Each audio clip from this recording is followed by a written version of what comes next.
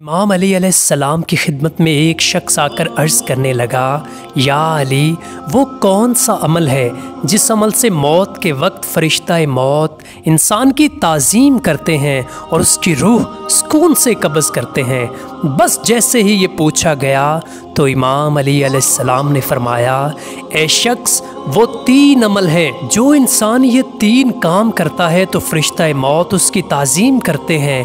पहला अमल कि वो इंसान ज़िंदगी में अपने माँ बाप की खिदमत करता हो, उनका एहतराम करता हो। दूसरा अमल कि वो इंसान अपनी ज़िंदगी में अल्लाह की मखलूक को तकलीफ़ न देता हो, अपनी ज़बान और हाथों से अल्लाह की मखलूक का ख्याल रखता हो। और तीसरा अमल कि वो इंसान ज़िंदगी में हम मोहम्मद और आले मोहम्मद से मोहब्बत करता हो।